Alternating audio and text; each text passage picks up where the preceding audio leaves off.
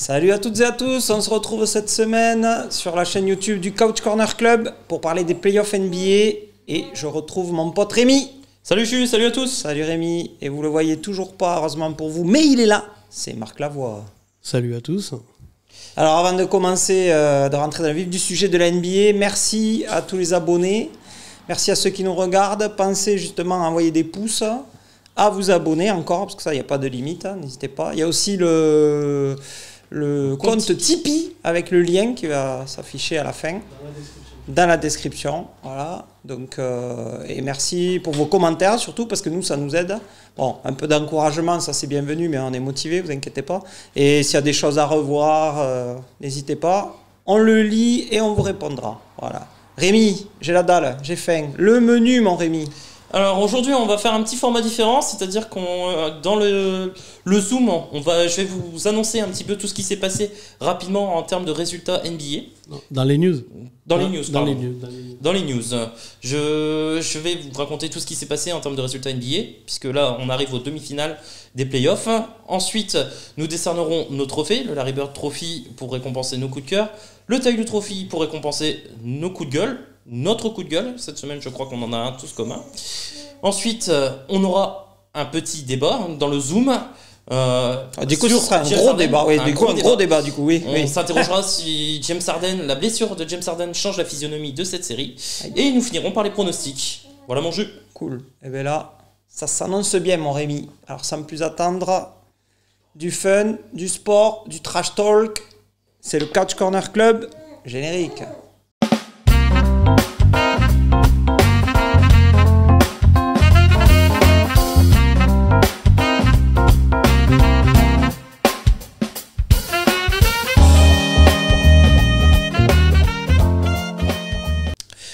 Alors dans les news, on va revenir sur la fin de ce premier tour avec la seule série qui est partie en 7 matchs, le Dallas Mavericks Los Angeles Clippers. Game 6 remporté par les Clippers 104-97 et Game 7 remporté également par les Clippers 126-111. Enfin. Oui, ça a été dur. Clippers qui arrivent à gagner 2 matchs d'affilée. Wouh, ça a été laborieux. Hein. Il a dû s'agiter le président Ballmer. Là, il a dû faire un triple salto, le pauvre. On retiendra les grosses performances de Kawhi Leonard, surtout le match 6 qui le retient bien. Oui. Et bien aidé par les seconds couteaux et les role-players, les canards, Terrence Mann. Oui. De l'autre côté, Luka Doncic a été un peu abandonné sur les matchs 6 et 7. Notamment par Kristaps Porzingis. Ouais. Ah, ça, c'est clair. Donc voilà, victoire des Clippers qui rejoignent les Jazz au tour suivant. On passe maintenant aux demi-finales avec la première série.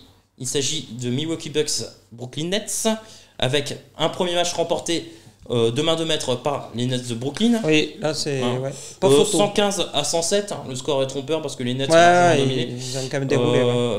Mi-temps où les Bucks sont à 2 points d'écart, mais les Nets ont passé un run fatal dans le troisième quart.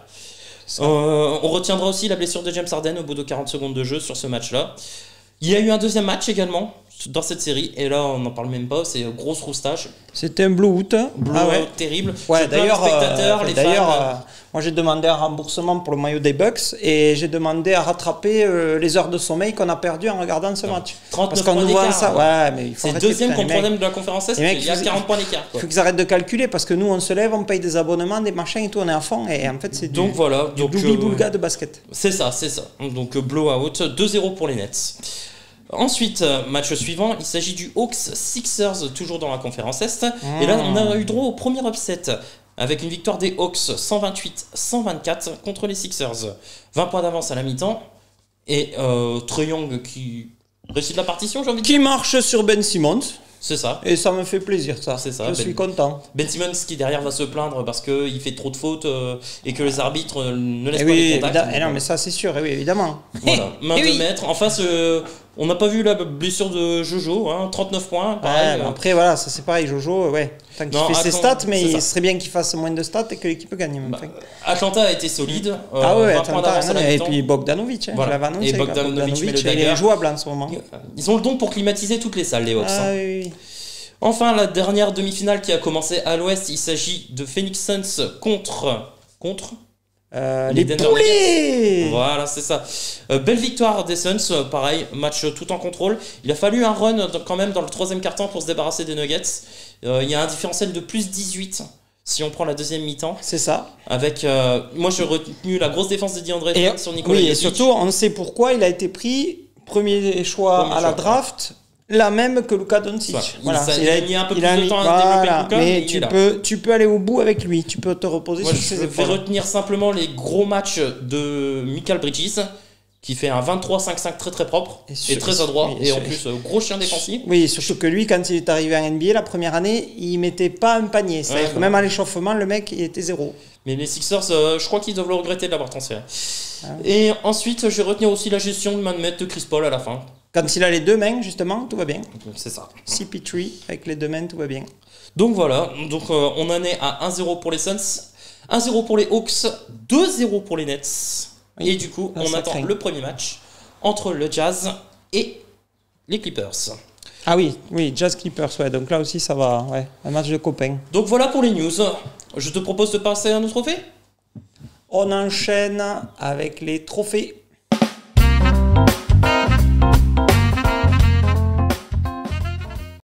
Donc ton Larry Bird Trophy, qui as-tu pris toi, Jules, en tant que Larry Bird Trophy? Et moi j'en profite parce qu'on va plus en reparler, donc je voulais juste dire au revoir à Luka Doncic qui a quand même éclairé cette série contre les Clippers. Heureusement qu'il était là, surtout pour les Mavs d'ailleurs. Donc il joue comme un mec de 30 ans alors qu'il en a 22 et il fait tout le temps la même chose au même rythme. Et ça marche toujours. Donc, et en plus, contrairement à un certain LBJ des Lakers, lui, il va aller jouer avec son petit pays de la Slovénie, peu importe la taille du pays, pour essayer de les qualifier au JO, bien qu'il ait mal à l'épaule, il est mal au truc, il est mal au machin. Voilà. Okay. Donc ça me plaît, moi. J'adore. Voilà, j'adore. Moi, j'ai sélectionné un cyborg, tout simplement. Un Terminator. Celui des Clippers, parce que c'est quand même lui qui envoie les Clippers au second tour, c'est Kawhi Leonard. J'ai noté que sur le Game 7, il y a 18 points consécutifs. Marc Lavoie, tu veux intervenir peut-être? Non, pour moi, je suis d'accord avec Julien. Pour moi, c'est Luka. C'est Luka. Je comprends votre choix. Moi, après, non, mais Kawhi, il est venu pour ça. C'est-à-dire Kawhi, on sait que partout où il a joué, ils ont gagné un titre, sauf là, pour l'instant, aux Clippers, parce que c'est un gars sur qui tu peux compter, mais sur plein de choses. Oui. S'il faut marquer des points, il en marque. S'il faut défendre, il défend. Il fait ce que tu as envie et ce que tu lui demandes, mais il le fait super bien. Mais oui, mais bon, moi. Jusqu'à présent, c'était compliqué. Non, mais t'as raison. T'as raison. Mais en plus, c'est lui qui les maintient en vie dans le Game 6 avec sa perf à 45 points. Clairement. Et dans le Game 7, j'ai noté 18 points consécutifs à l'origine de Kawhi Leonard, c'est-à-dire qu'il met 6 points et fait 4 passes D. Donc pour moi, il a été régnant sur la série et quand je regarde ses stats, 61% au tir, 42 à 3 points. Alors que c'est pas sa nature de joueur et qu'il est forcé de faire ça parce que le reste des Clippers ne répond pas présent. Donc il se force à porter l'équipe sur le dos alors que c'est pas forcément ça. Et vous, dans les commentaires, n'hésitez pas à nous dire si votre MVP est plutôt Luka Doncic ou Kawhi. On passe au taille de trophée. Je crois qu'on est unanime cette semaine sur le taille trophy. Porzingis. Pig Zingis, moi, je l'ai un peu américanisé quand même. Porzingis, unicorn. Le petit cochon Zingis. Ouais, non, lui là, c'est plus une licorne. C'était un âne. Est-ce que si on met à une chèvre une corne au milieu, est-ce que ça fait une licorne ou pas? Non, parce que alors là, c'est quand même une chèvre. Lui.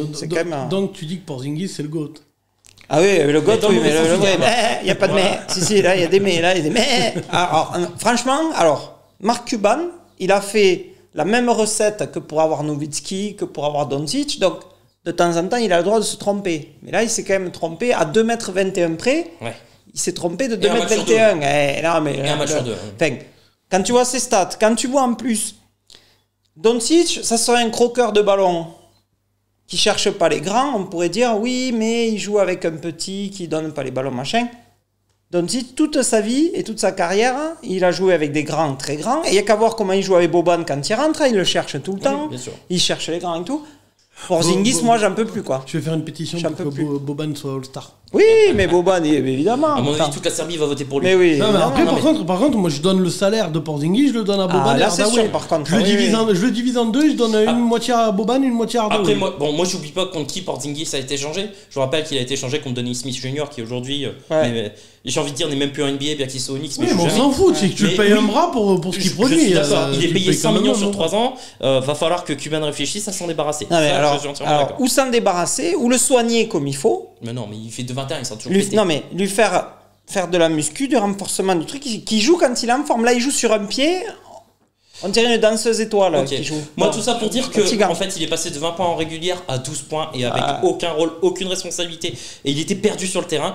Donc voilà, moi, C'est chapeau. c'est un big flop. Je pense qu'on est d'accord sur le Tailou Trophy. Ouais.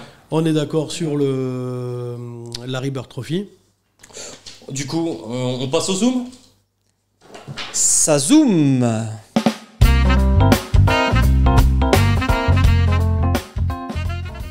Ok, alors moi j'ai une question à vous poser aujourd'hui.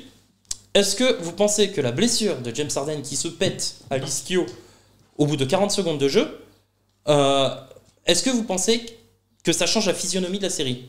Marc Lavoie. Perso, quand tu vois le match de hier soir et l'espèce de dérouillasse, et je pèse mes mots là. En plus, d'ailleurs, c'est le record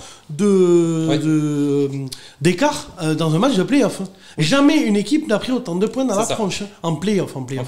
C'est putain, j'ai l'impression d'avoir vu les Clippers contre les Mavs en début de saison.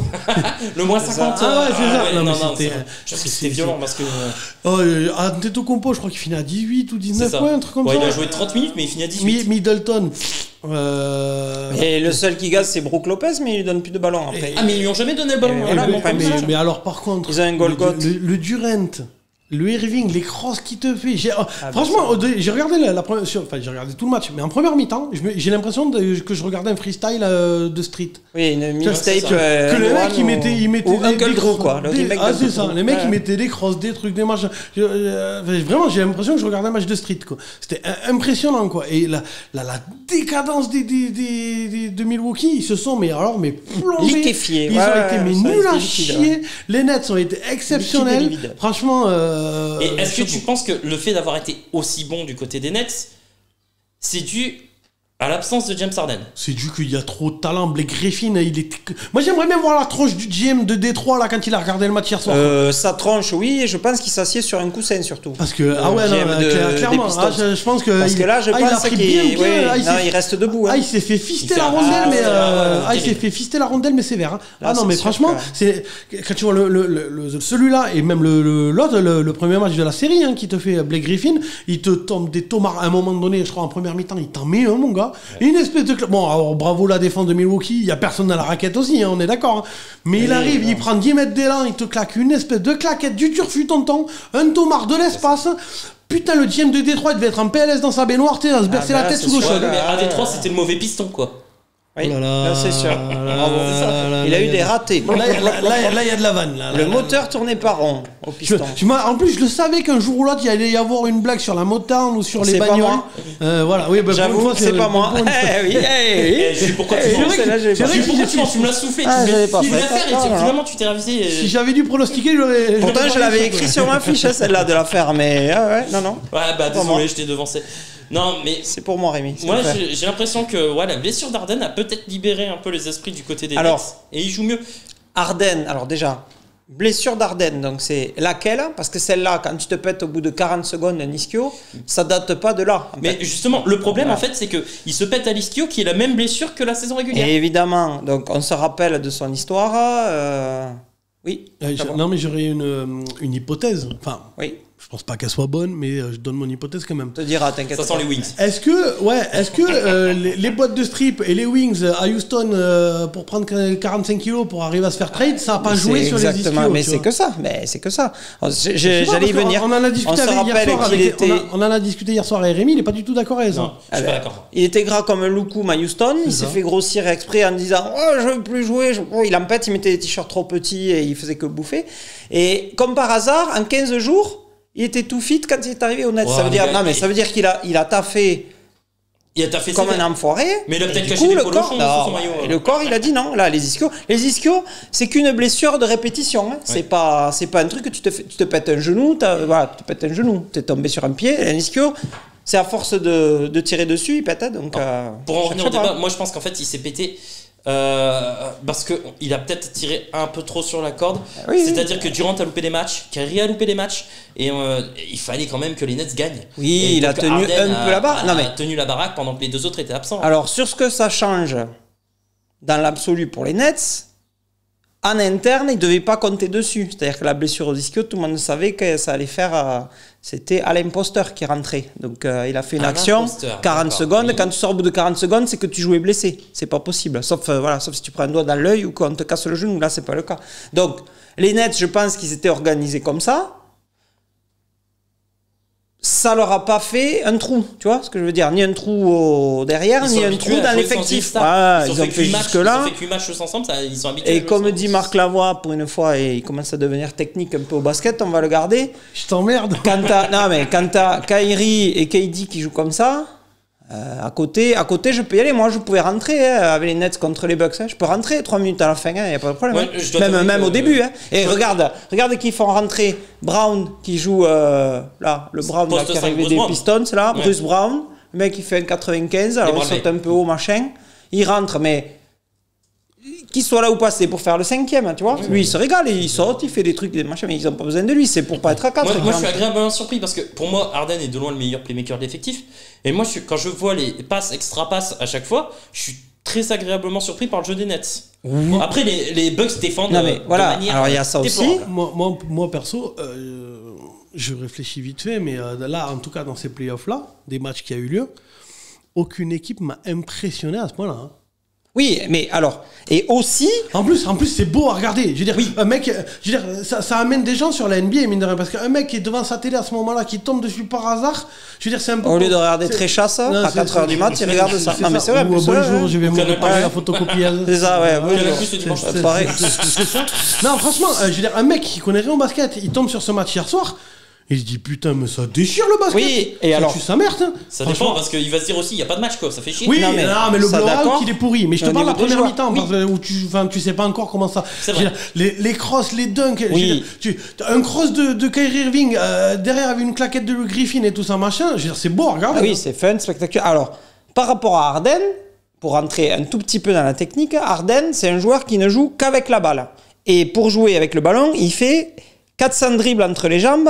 Alors pendant ce temps-là, pendant les 15 secondes où il dribble, souvent les joueurs s'arrêtent un peu de jouer. Ouais. Là, il n'y est plus, donc il n'y a plus ça à gérer. Et quand KD et Kyrie jouent les 1 contre 1, c'est des vrais 1 contre 1. C'est-à-dire qu'ils font des crosses, des trucs, mais c'est des dribbles pour aller vers l'avant. Harden, lui, il fait des dribbles pour essayer de désarçonner un peu le défenseur et shoot à 3 points en reculant.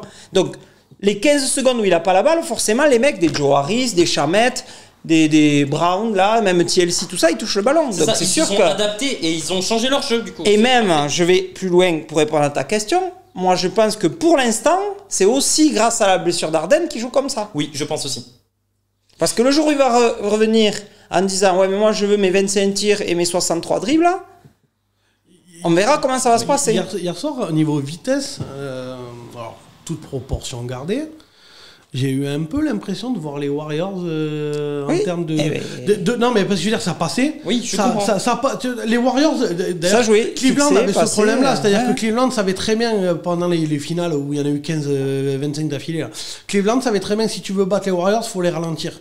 Parce que c'est en mettant du mouvement et de la vitesse que du coup, les mecs... tu peux pas les attraper. C'est ça, tu peux pas les attraper. Et hier soir, c'est ce que j'ai vu. Perso, c'est ce que j'ai vu sur Brooklyn. C'est pas exactement le même jeu, on est d'accord. Mais en termes de vitesse et tout, à mon avis, le seul moyen que Milwaukee s'en sorte dans cette série, c'est arriver à ralentir le jeu. Et effectivement, voir, j'irais même plus loin, en disant que si James Harden était là, ça jouerait sûrement moins rapidement et ce serait plus pratique pour les Bucks de les attraper. Moi, je suis pas d'accord avec toi. Moi, je vais rebondir sur ça. Pour moi, alors je suis entièrement d'accord sur le fait que c'est Brooklyn qui, pour l'instant, impose son rythme, mais quand on mène 2-0, c'est normal. Pour moi, les Bucks, justement, ne jouent pas vite et c'est le problème. Giannis, on sait qu'il est meilleur sur les phases de transition. Quand on récupère un ballon rapidement en défense. Pour moi, Milwaukee ne court pas. Et il y a autre chose qui m'énerve. Oui, mais tu peux être rapide sur tes phases d'attaque et essayer de ralentir le jeu. Le problème, il y a 2 stats qui m'ont marqué sur le dernier match. C'est qu'ils font 21 sur 42 à 3 points les Nets. Ça veut dire que les Bucks ne défendent pas sur la ligne à 3 points, ils attendent. Et la deuxième stat, 29 passes décisives à 14. Ça veut dire que, comme on a dit, il y a de la circulation de la balle. Mais Milwaukee, en fait, fait tout à l'envers. Alors certes, les Nets, ce que font, c'est très beau, mais Milwaukee fait tout à l'envers. Ils ne défendent pas sur la ligne à 3 points. Giannis ne court pas. Et le problème, c'est qu'Giannis joue meneur, alors qu'il n'y a personne à l'intérieur. Oui, mais justement, voilà, le problème quand tu as Brook Lopez qui est quand même un baobab géant, et qu'en face, normalement, tu as Bruce Brown qui fait un 95, qui est censé défendre sur un mec de 2,15 qui fait 130 bombes, donne-lui les ballons. Il va pas pouvoir, au bout d'un moment. Le problème, c'est que Brook Lopez, il tire à 3 points encore. Mais Yanis, donc, au bout d'un moment, non, mais Budenholzer, on en revient toujours au même point. Budenholzer, ouvre tes cahiers, ouvre tes trucs, reviens quand t'étais petit, réfléchis. Pourquoi on nous emmerde à toujours prendre des grands au basket? Parce qu'ils sont plus près du cercle, mais il faut qu'ils aient le ballon. Donnez-lui des ballons et jouez à l'ancienne, c'est-à-dire une fois la contre-attaque finie. C'est le poste 5, fait des pick and roll en tête de raquette. Non mais c'est tout, c'est tout. Bud pour moi fait tout. En plus, le Lopez, il est bon. Mais oui, il est très bon, mais il faut lui donner des ballons.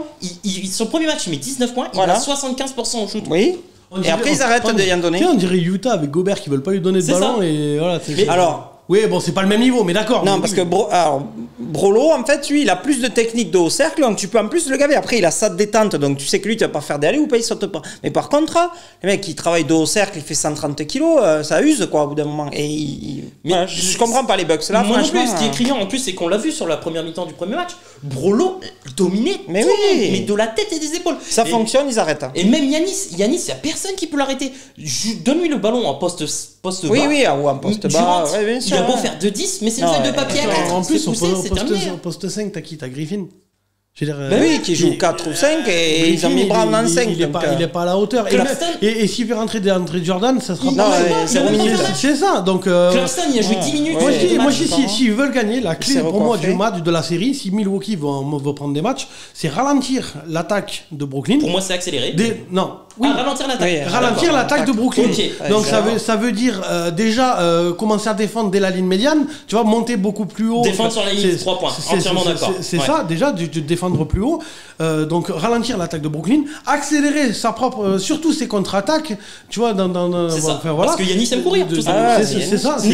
Et jouer sur Brolo, parce que sinon, ils en prendront qu'un. Ils vont vous vous rappelez ce qu'on avait dit par rapport à la saison régulière, le débat où on avait dit oui, les Bucks ils ont battu les Nets à chaque fois. Sauf qu'on avait dit, oui, mais les Nets, ils étudiaient comment ils auraient pu faire. Ah ben là, en playoff, et là, pour l'instant, là, ils sont à 2-0. Steve Nash out-coach totalement Bud. Ah ben non, Bud mais là, est tombé dans ses travers l'année dernière. Coach rookie. C'est ça. Où tout le monde disait, ouais, mais Steve Nash, il est là par hasard parce qu'il connaît du monde. Ah, on était les premiers à décerner le prix du grand psychologue. Voilà, parce que, non, mais c'est sûr. Ouais, mais là, il le fait tellement bien que Budenholzer, en face, il a ses fiches, sauf qu'elles sont collées, les fiches. C'est ça. Comme les pages de la Redoute. Tu peux le mettre dans n'importe quelle équipe, finalement, sans match. Il a quasiment pas joué de la saison avec Brooklyn. C'est le meilleur attaquant de la ligue. Il y a un truc. Pour moi, il n'y a pas débat. Ah, ce mec, tu peux le mettre n'importe où. C'est le meilleur attaquant de la ligue. Mais il y a une palette, c'est hallucinant. Il fait ce qu'il veut. Et là il a fait l'amour à Yanis, hein. On peut dire ce qu'on veut, hein. Des crosses, des step back. Enfin, s'il faut un petit, il faut qu'il nous en garde un quand même. Parce qu'il va être grand. On sait jamais, on pourra le mettre au basket. Non, mais voilà, pour moi, il n'y a pas photo pour l'instant. Alors, oui, la blessure d'Arden change en bien pour l'instant le jeu des Nets. Moi je pense que justement ça accélère le jeu de Brooklyn en attaque, et c'est même peut-être mieux pour une équipe, contre une équipe contre Milwaukee, d'aller encore plus vite. Donc je pense que c'est même mieux que James Harden ne joue pas. Et est-ce que Milwaukee s'était peut-être préparé à jouer contre les 3 stars, et le fait que de jouer contre 2 et le jeu change totalement, leur plan de jeu est niqué. C'est pour ça aussi que si tu regardes, il joue l'intox sur la blessure de Harden. Quand est-ce qu'il va revenir? S'il faut, ils savent qu'il reviendra pas de tous les playoffs. Moi, c'est possible. Et il le garde secret. Il le garde secret. Non, mais même plus fort. Normalement, plus fort que ça, c'est une blessure qui se soigne avec du temps et de la manip et des soins. Donc tant qu'ils gagnent sans Harden, ils vont pas se faire caguer, le faire revenir. Pour moi, tu vois, même s'ils perdent le game 3, c'est pas grave. Game 3 à 2-0, game 3, game 4, je fais même pas jouer. Il va se faire manipuler dans les clubs de strip de Brooklyn. Oui, évidemment. Un massage ma mère, du coup. Enfin là, ils vont bientôt aller à Milwaukee. Il va falloir choper les bonnes adresses, quoi. Ah oui, parce que là, Milwaukee, en vrai, à part faire réparer Harley Davidson, c'est pas la même qualité, à mon avis. C'est pas la même. C'est des fermières là-bas. C'est des vilaines fermières. Trouver des chez Zikek et puis réparer la Harley. C'est ça. Les stripteaseuses, elles ont de la moustache à Milwaukee. C'est ça. Ouais, il demandera 2-3 tuyaux à Tyler Hero. Arrête. On doit bien connaître. Donc voilà, je pense que c'est à peu près tout. Hormis le fait qu'on est déçu, quoi. Là, franchement, moi, il me coupe les jambes. Moi j'en ai marre des blowouts. Ah ouais, ça. Je veux dire, hier, je me tapais 2 matchs. Je me dis, tu sais, pour l'émission, je me dis, voilà. Putain, fait chier, quoi. Ouais. Je pensais qu'on en serait débarrassé des blowouts au deuxième tour. Non, surtout cette opposition-là. Là, tu te dis, c'est la série qui t'excite le plus. Et pour l'instant, c'est comme si t'attendais un truc, le summum, la finale, et à la fin, il y a rien, quoi. T'attends la finale et il y a rien. C'est une bouillie de basket, quoi. Enfin, tout ça pour dire que 2-0 pour les Nets. Et puis voilà. Non, mais moi, les Bucks me frustrent, mais terriblement. Et Bud m'énerve. Dégage. Pardon, mais ça m'énerve. Je te le donnerai, Maillot. Tu pourras nettoyer tes jantes avec si tu veux. Ok. Eh ben, c'est tout pour le Zoom cette semaine. On va passer au prono. Alors, les pronostics, ça pique. Allez, tout de suite, on fait le retour prono. Ouais, retour prono.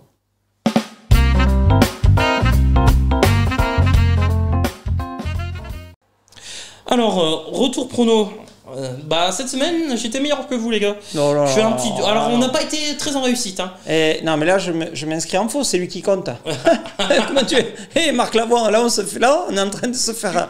Je fais un petit 2 sur 4 et vous faites. Tu vois ce que je veux dire? Non, mais après, là, 1 sur 4. Là, il va oublier la Rolex et tout, au fond. Parce que là, c'est lui qui compte. Moi, je le compte, Sacha. Non, moi j'ai regardé, on a un peu merdouillé quand même. Après, je suis toujours devant. Enfin, alors, par contre, il va pas falloir que je me loupe cette semaine parce que je pense que sinon, je vais vite me faire baiser. Mais je pense qu'il faudrait faire on fera les calculs pour la Je m'en fous, je joue avec l'argent de la pension alimentaire. Alors, je m'en cague. On fera les retours, le compte. Du boss. On fera le vrai compte, le décompte la semaine prochaine. On reviendra mais je crois que je suis encore devant, mais de pas grand chose. Donc, je fais juste un petit récap rapidement. Donc, je suis à 2 sur 4 cette semaine. 1 sur 4 pour vous, les gars. Donc, cette semaine, les Clippers. Franchement, même toi, t'as été à chier. En fait, je pensais que t'avais été meilleur. Ouais, il s'enflamme. En fait, il est moins nul que nous, quoi. Moi, je fais 50%, j'ai la moyenne, les gars. Vous êtes où? Oui, mais c'est la première fois. C'est la moyenne. Ça me suffit. Et ça suffit pour vous battre. Donc 2 sur 4. Alors, Clippers, Mavs, Game 6, victoire des Clippers. Je suis seul à avoir bon. Moi, je suis mort avec mes idées. Ensuite, Bucks, Nets, victoire des Nets. On a tous eu faux. Ouais. Hawks, Sixers, victoire des Hawks. Je suis seul à avoir faux. Et Clippers, Mavs, Game 7, je suis le seul à avoir bon. Moi je voulais mourir. Je suis mort avec les Mavericks, moi. Moi j'ai changé 2-3 fois. Je me suis fait. T'as fait la girouette et tu l'as eu. Brooklyn, Milwaukee et les Mavs. Brooklyn, Milwaukee et les Mavs. Tu l'as eu dans le bas du dos. Toi aussi, t'as un coussin. Allez, je vous propose 5 matchs à venir. Allez, donc, mon Rémi. Game 2, Hawks, Sixers. À Philly. Sixers aussi. Clippers, Jazz, Game 1. Jazz. Attends, ça se joue? À Utah. Jazz. Moi, je vais dire Clippers. Ils sont chauds, là. Match 7. Jazz, ça fait une semaine de repos. Ils vont être... Justement, ils ont tout donné. Ouais, non, moi, je vais dire Clippers. Ok. Nuggets, Suns, Game 2. Moi, je le dis pas. Il le montre. Bon, on a compris. Je ne le dis pas. J'ai envie de dire... Jokic fera pas le même match qu'il a fait hier soir. Ouais. Donc. Dis Nuggets. Ça se joue. Mais ça joue à Phoenix. Le problème, c'est que Booker fera pas le même match non plus qu'il a fait hier soir. C'est ça. Donc, non, allez. Le problème, c'est que Booker, quand il met 20 points, on dit putain, il était pas terrible, Booker. En fait, c'est ça, en fait. Maintenant, c'est mais sérieux, hein, parce que maintenant, ça y est. Il tourne à 40 points toutes les semaines. Il a enfin franchi un palier où tu dis putain, il a mis que 20 points. Pas terrible, quand même. Je vais dire les Suns. Je suis obligé de. Enfin. Suns. Tu dis quoi, toi? Ah non, tu vas te mouiller, mon grand. Allez. Tu dis quoi, toi? Non, dépêche-toi. J'ai répondu avant toi sur l'autre. Tu dis quoi? Je veux pas savoir. Dépêche-toi. Ouais, je sais pas, je vais dire les Suns. Allez, je prends Suns aussi. Ok. Merci, les gars. Nets, Bucks, Game 3. Ouais, c'est là, c'est à Milwaukee. Il rentre à Milwaukee. Les Nets. Les Bucks. Après Torousta, j'espère qu'ils auront une réaction.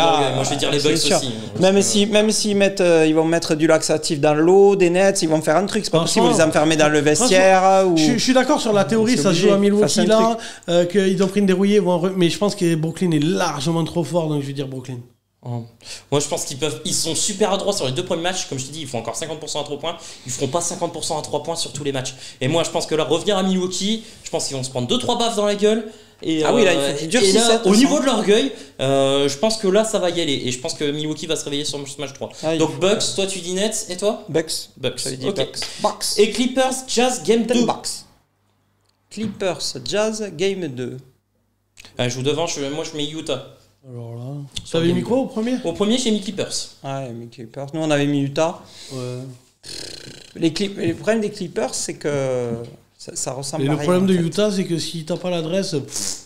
Si, après, ils vont jouer un peu sur Gobert. Bah, j'espère qu'ils vont jouer sur Gobert parce que pour moi, il part largement favori à l'intérieur face à Ouais, Zubac. je redis le Jazz. Moi, je dis Jazz encore, ouais. Jazz, 2-0 Jazz. pour les Jazz, Ok. il y aura. Et moi, je En dis Jazz partant aussi. à... Ouais.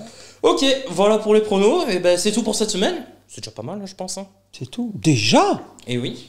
Qu'est-ce qui se passe? N'oubliez pas à vous inscrire, à vous abonner, à faire un maximum de likes sur nos vidéos, à regarder en intégralité. Pensez aussi au compte Tipeee que vous voyez en bas de la vidéo. Je pense avoir tout dit. Et on cherche toujours un troisième. Hein, si Ouais, vous voulez. le compte Tipeee dans la description de la Une vidéo, troisième. si vous voulez faire des dons. N'hésitez pas à vous abonner aussi à la page Facebook de la chaîne, d'activer la cloche pour YouTube, de vous abonner aux vidéos, de regarder les vidéos en entier. On essaie de faire de plus en plus court parce qu'on s'aperçoit un peu que ça marche un peu mieux, donc on tâtonne pour l'instant. C'est pour ça qu'aucune vidéo n'a le même timer que la précédente et la suivante. C'est ça. Donc pour l'instant, on essaie de voir ce qui vous plaît le plus. Et je crois qu'on a fait le tour. On cherche une troisième personne pour la NBA. On va aller à la Oops Factory de Toulouse dans les prochaines semaines, là, assez vite. Donc voilà, si vous êtes là-bas, on vous verra là-bas. C'est bon, les gars, on peut y aller. Donc, surtout, n'oubliez pas, sport, fun and trash talk. C'était le Couch Corner Club. À la semaine prochaine. Ciao. Ciao, ciao.